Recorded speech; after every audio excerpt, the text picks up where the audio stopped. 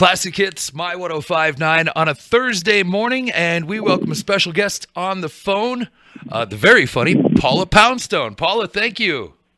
Hey, good morning. Good morning. I haven't talked to you in 13 years. I had to go back and look. Wow. So it's been a while since you've been to Billings. I'll bet you it's been on your list of things to do every day, and it just rolls over to the next day when you don't get done. It's been a long 13 years. I think about you every day. That's right. Yeah. That's how my list works. Paula's coming to the Petro Theater at MSUB this Saturday night. Of course, a very funny comedian. You've been around for a very long time. I sure have. I remember you as a kid. We had HBO, and that was one of the few things that I got to watch on HBO because a lot of the things I wasn't allowed to watch on HBO. So there you go. How many specials did you do? I don't know. I don't know, 4 or 5. Okay. Maybe something like that. I've been around. What year is it? Well, this will be might be in the spring. I'll hit my 47th year. Wow. Which I guess means this is my 46th year, if the old math holds up. That's an incredible career in comedy, for sure. Yeah, it is a long time to tell little jokes, but it's it remains a really, really fun job, and I feel like nowadays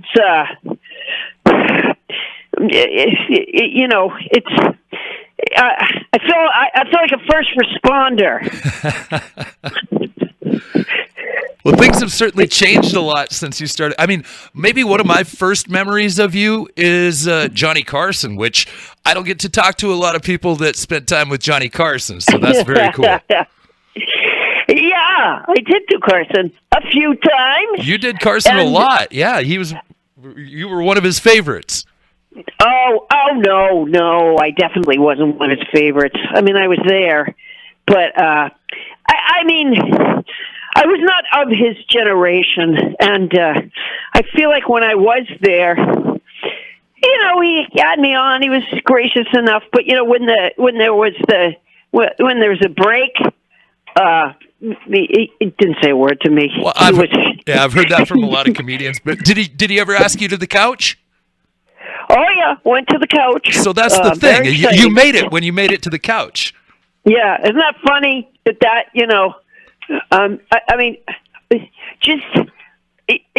when you look back on your life, it's so unimportant.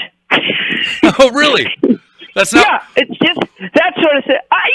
It really is unimportant. It's sort of, it's funny that the Tonight Show managed, to set up this feeling. Because at the time it felt important, but they were, managed to set up this feeling that was, that had value, and then you go, not really.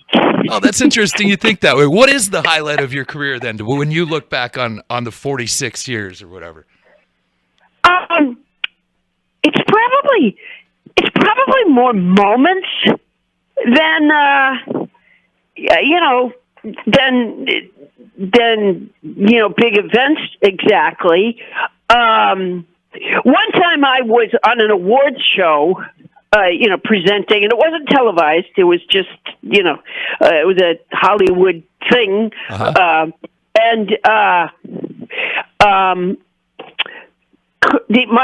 partner, because a lot of times you do the award show thing with the two people giving out the award, right? So it was me and Kermit. That would be a highlight of my life, I'm sure. It was great.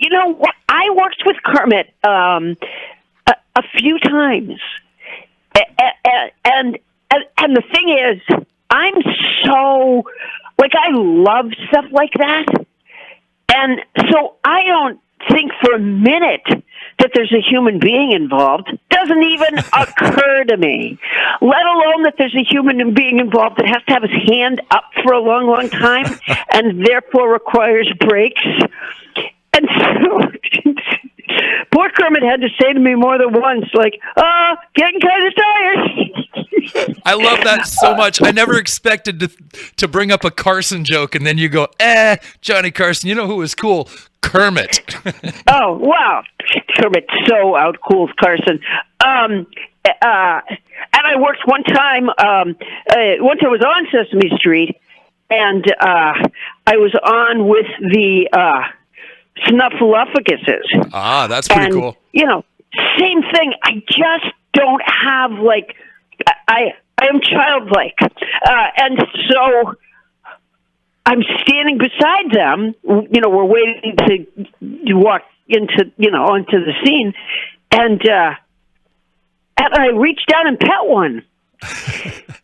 And I hear this voice go, "Thank you."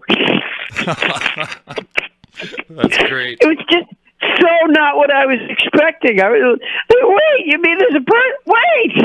Oh, that's too funny. Yeah, no, I'm, I should be I should be pulled out of the crowd by every magician that ever works. Because I just buy into everything. Yep, that's it. Well, then I was thinking about all of the different mediums that talking about going way back to Carson, going to HBO specials. And then you just mentioned Sesame Street, but now in 2026, you've got a podcast, which many people do. Nobody Listens to Paula Poundstone is the name of your podcast. So you really always kind of evolved and had your foot in a little bit of everything. Hey, we dropped a call. Yeah, I have no idea why that. I mean, not that I ever know, but I mean, my phone is charged, but it just shut off entirely. That very well could have been on my end, so I apologize. Well, yeah, but I don't know why it would make my phone shut off. Like I had to start it again. But anyways, good to have you back. You as well. What I was talking about was kind of the evolution of your career from all the way from the HBO specials to the Johnny Carson stuff. But now, much like other people, you've got a podcast, and it's called Nobody Listens to Paula Poundstone. How did you get into that? Because I'm a human being and therefore required to have a podcast. It seems like it these days, huh? Yeah, it does. It's one of the things. When I was a kid in elementary school, they used to tell us that we were mammals, and then they would explain, that meant that we, we didn't eat our young. We breathe oxygen. We have fur all over our bodies. We give birth not to an egg, to something that's up and running already. And, this now, of course, along came, then they said, well, we're also human beings, which means that we reason. And what was the other thing? Oh, we use tools. Right. And then along came the great Jane Goodall, who, proved that we're not the only species who uses tools. And then they just stopped bringing up the reasoning thing because it was embarrassing after a while. And now they say that the reason we're humans is because we have a podcast. That's great. It's new elementary school science. I loved listening to you on NPR on several different shows, but most importantly, Wait, Don't Tell Me. You've been a guest on there many times. Yeah, really fun to do. If the others didn't cheat, it would be the perfect job. Well, and kind of a scary week for NPR, right? No, why? Well, the Corporation for Public Broadcasting decided that they would no longer exist this week, and right. I don't know how much. I feel that scary time was when they were defunded. Yeah, well, exactly. Right. By the government to begin with, because the writing was on the wall for the other part. Right. And hopefully people are, going to support their local public radio stations because it's such an important source Absolutely. of news. For one thing, I mean, we don't require wait, don't tell me. That's just a fatty biscuit that comes along with a good meal.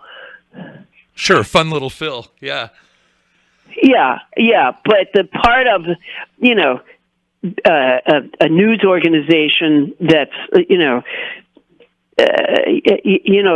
that tells you what's going on in a reliable way, that I think is critical. Certainly is important. Yeah.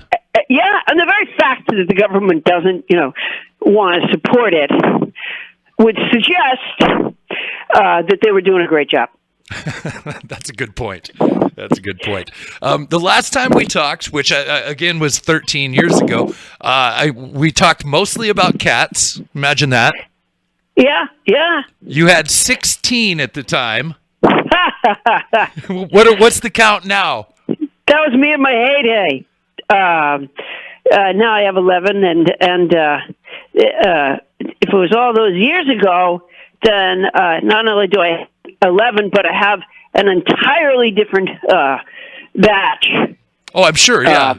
Than I had. Yeah, I mean, I've had a lot in my adult lifetime, but now I have 11. It was funny when we talked because I had two cats at the time when we spoke, and they've both passed on now too. But it was kind of when Facebook first started, and you'd set up the camera for the. Oh yeah. Yeah, you know what? I loved that camera. We had to take it down because my son was an electronics addict, and just the presence of it, was you couldn't have anything out and available that had some sort of computer hookup. Because he was going to be messing with it. And by the way, I'm sure I mentioned that back then, not the cat cam, but I'm sure I mentioned that, I had a son with electronics addiction, and you, like everybody I ever said it to, probably, did a RCA dog head, looked at me askance, and I have been vindicated about 1 million times now, by all the whistleblowers that have come forward and said, oh yeah, no, they designed those things to be addictive on purpose. I still have like a home phone line, and my assistant Wendell is always like, "Oh, we can get rid of that and save money. We can get rid of that. We can't get rid of that. We can't get rid of any phone lines because I need every phone line open and ready because the entire world is calling me to apologize about not believing me when I said there was such a thing as electronics addiction." Well, you set us on the right track then. Yeah. I'm still waiting, by the way. A lot of you haven't called, so I'm standing by. Well, that's part of the reason I called today. I wanted to apologize. And appreciate it. Yeah. We wanted apology accepted. And we wanted to promote the big show. Of course, Saturday night, the Petro Theater at MSUB, 8 o'clock. You can get tickets at thepubstation.com. Excited for you to be back to town. When was the last time you were in Montana?